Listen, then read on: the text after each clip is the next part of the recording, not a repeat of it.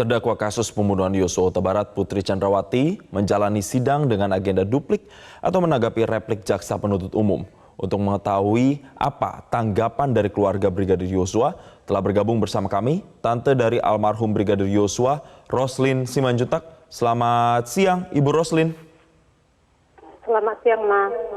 Ya, terima kasih telah bergabung bersama kami di Breaking News. Bu Roslin, dalam duplik hari ini, kuasa hukum terdakwa Putri Chandrawati membantah dan kemudian membalikan semua pernyataan JPU dalam sidang replik pekan lalu. Bagaimana Anda melihat pembelaan yang disampaikan atau tanggapan yang disampaikan oleh kuasa hukum Putri Chandrawati? Kami melihat ya, mereka membalikkan berdalih terus ya. Bagaimana mereka selalu bilang almarhum Yosua itu memperkosa. Seharusnya kan, kalau memang betul almarhum memperkosa, bukti-bukti harus ada, ya visum harus ada. Dibilang dibanting, ada nggak tubuhnya Putri itu lebam, ya? Terus diperkosa, otomatis kan sperma anak kami pasti ada keluar tuh, pasti ada. Jadi bukti-bukti itu di mana? Sedangkan ADC yang lain ataupun ART yang lain ada di rumah itu, tapi kenapa si ibu itu tidak ada berteriak kalau almarhum memperkosa, terus mengancam lagi, mau membanting lagi, mau membunuh lagi keluarganya. Tetapi kenapa si Putri mau memanggil lagi almarhum ke kamarnya, berbicara lagi 15 menit, terus dia masih tidur lagi bersama satu malaman. Di situ kita juga kan melihat kejanggalan. Seharusnya PH dari Putri itu jangan mengada-ngada gitu. Nah, mereka selalu mempitnah. Itu kami sangat kecewa melihat PH-nya dari Putri ya. Kalau mereka memang merasakan korban, harus membuktikan dengan benar ya, dengan alat bukti yang konkret, itu baru pas.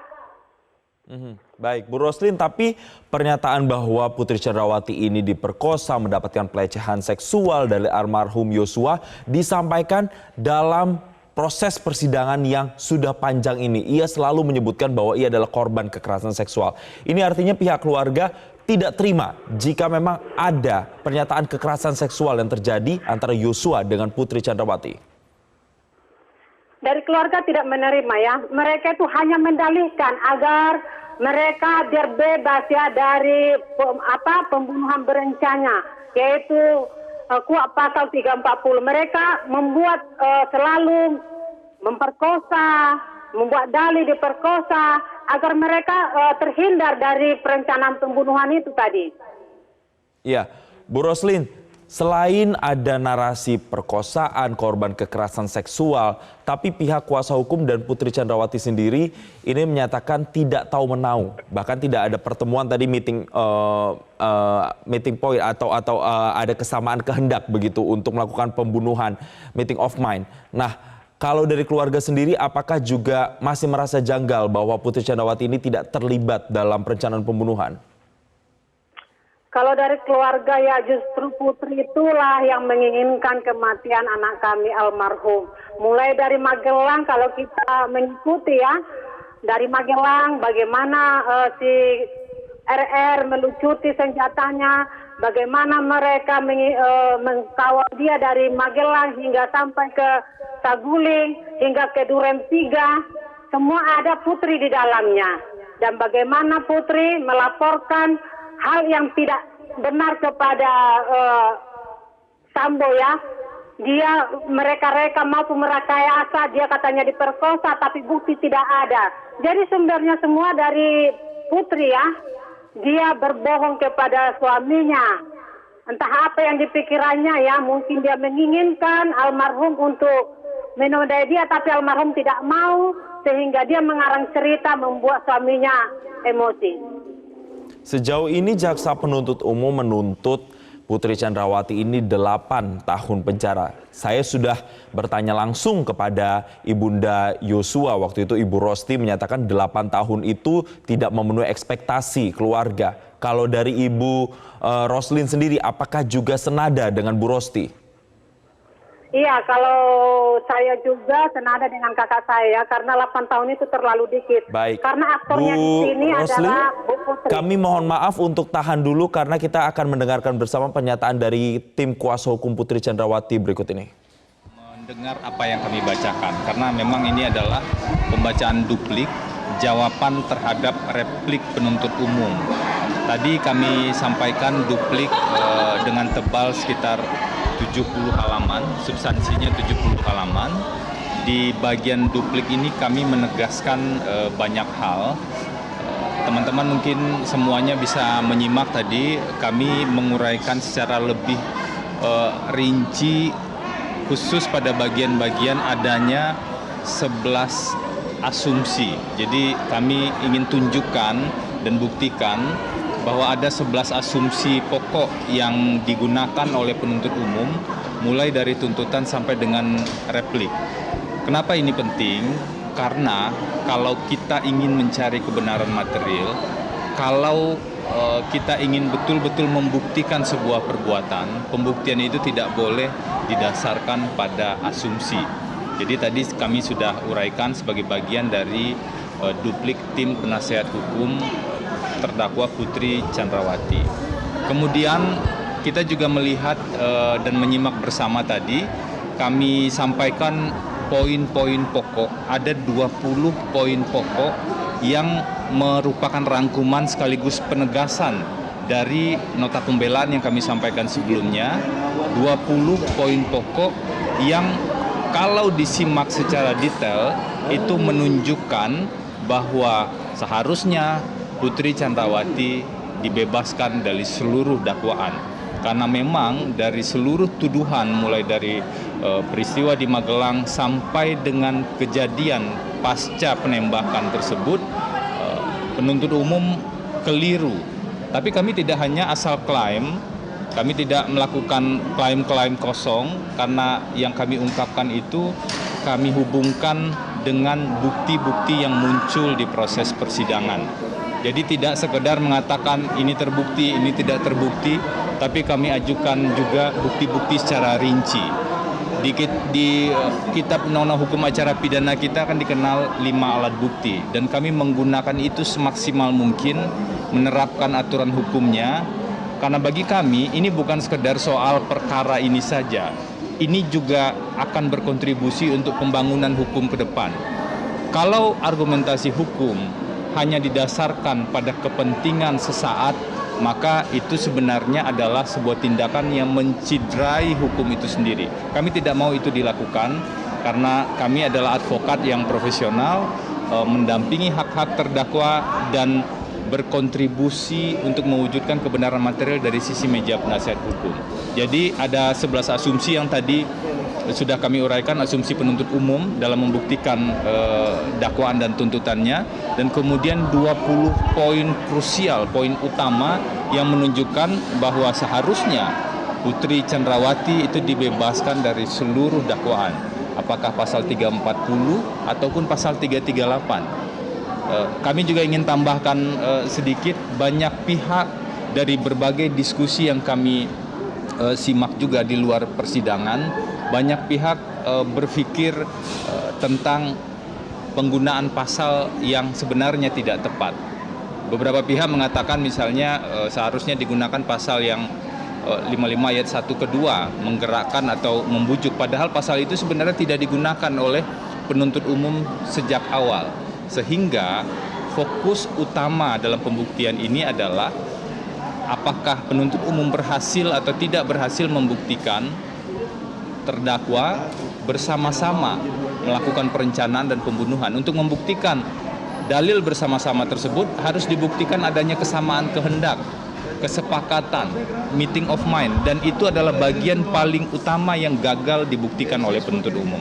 Kami sudah menguraikan itu secara rinci, satu di nota pembelaan setebal 955 halaman, dan tadi di duplik setebal 70 halaman. Dengan lampiran bukti tambahan kemarin yang kami hadirkan lebih kurang 3.000 halaman dan beberapa bukti-bukti yang lain. Semoga ikhtiar ini itu bisa membantu peradilan ini untuk menghasilkan sebuah putusan yang adil.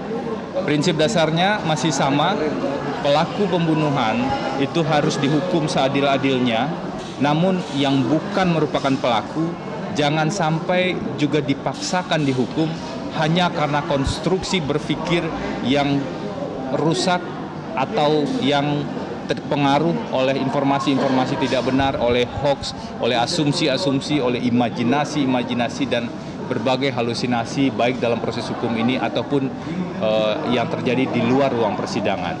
Karena harapan besar sekarang tertuju pada majelis hakim. Semua pihak berharap pada majelis hakim. Semoga bisa seadil-adilnya dan benar dalam memutus. Kak Sarma ada tambahan silakan. Cukup. Bang, kalau melihat dari jadwal yang sudah diputuskan oleh majelis hakim tadi kan rentang waktu ini vonis antara 13 sampai 17. Bu PC dan Pak Sambo di tanggal yang sama apa aja persiapannya khususnya untuk Ibu PC? Tidak ada persiapan khusus untuk vonis ya, karena seluruh ikhtiar sudah kami lakukan mulai dari sidang pertama ya, dakwaan, pembuktian sampai dengan duplik. Duplik ini fase terakhir sebenarnya yang dilakukan oleh tim penasehat hukum.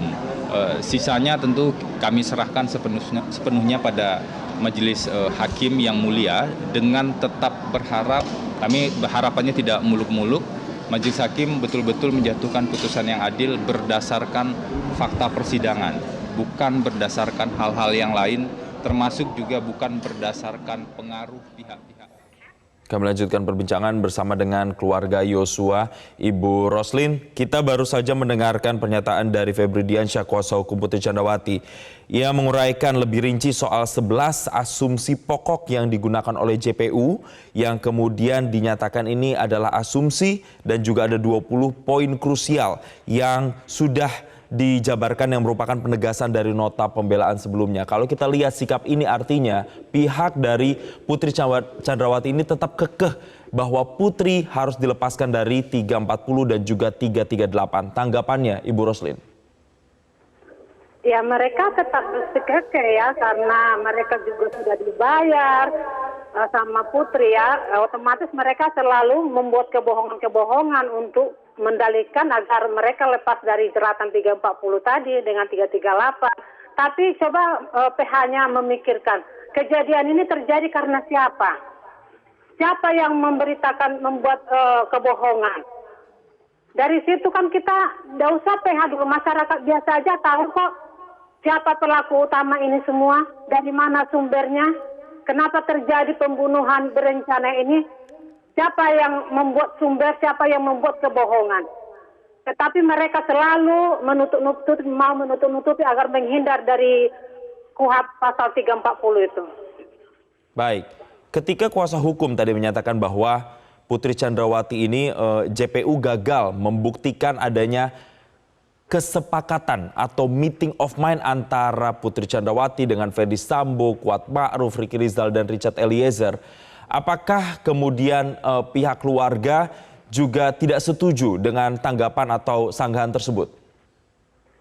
Kami memang tidak setuju, sedangkan PH-nya aja tidak bisa membuktikannya. Yang dari mereka diperkosa, dibanting, diancam, dibunuh.